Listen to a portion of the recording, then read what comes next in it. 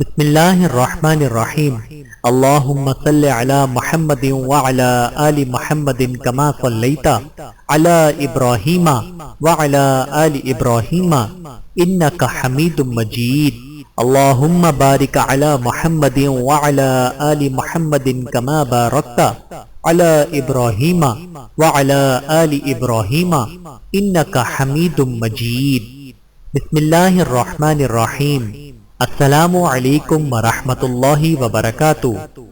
حضرت علی رضی اللہ تعالی عنہ کے گھر میں سب نے روزہ رکھا۔ حضرت فاطمہ رضی اللہ تعالی عنہا کے 2 چھوٹے بچوں نے بھی روزہ رکھا ہے۔ مغرب کا وقت ہونے والا ہے اور سب کے سب مصلی بچھا کر رو رو کر دعا مانگتے ہیں۔ حضرت فاطمہ دعا ختم کر کے گھر میں گئیں اور 4 روٹیاں بنائیں۔ اس سے زیادہ اناج گھر میں نہیں ہے۔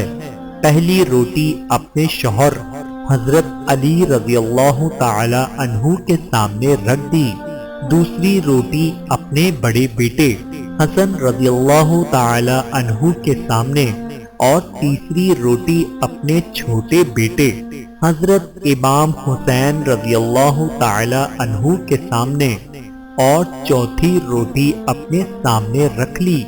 مسجد نبوی میں اذان ہونے لگی۔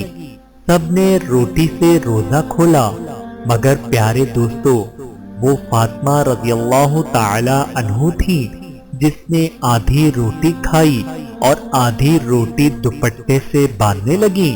یہ معاملہ حضرت علی رضی اللہ تعالی عنہ نے دیکھا اور کہا، اے فاطمہ، تجھے بھوک نہیں لگی؟ ایک ہی تو روٹی ہے، اس میں سے آدھی روٹی دوپٹے سے باندھ رہی ہو۔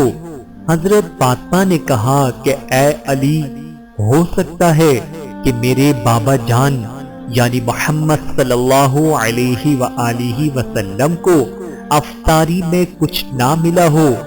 وہ بیٹی کیسے کھائے گی جس کے باپ نے کچھ نہ کھایا ہوگا؟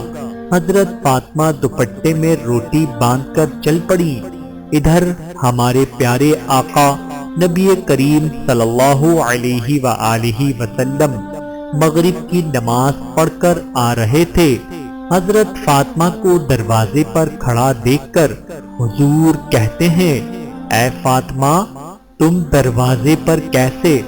حضرت فاطمہ رضی اللہ تعالی عنہا نے کہا، اے اللہ کے رسول صلی اللہ علیہ وآلہ وسلم، مجھے اندر تو لے چلے۔ حضرت فاطمہ کی آنکھ میں آنسو تھے۔ کہا، جب افطار کی روٹی کھائی تو آپ کی یاد آ گئی، شاید آپ نے کچھ کھایا نہ ہو، اس لیے آدھی روٹی دوپٹے سے باندھ کر لے آئی ہوں۔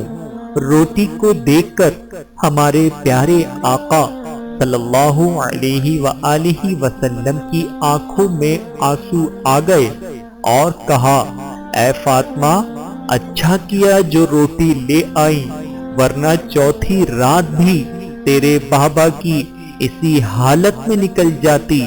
دونوں ایک دوسرے کو دیکھ کر رونے لگے۔ اللہ کے رسول صلی اللہ علیہ وآلہ وسلم نے روٹی مانگی۔ فاطمہ نے کہا، بابا جان، آج اپنے ہاتھ سے روٹی کھلاؤں گی۔ پھر اپنے ہاتھ سے کھلانے لگی۔ روٹی ختم ہو گئی اور حضرت فاطمہ رونے لگی۔ حضور اکرم صلی اللہ علیہ وآلہ وسلم نے دیکھا اور کہا کہ فاطمہ، اب کیوں روتی ہو؟ حضرت فاطمہ نے کہا کہ ابا جان، کل کیا ہوگا؟ کل کون کھلائے گا؟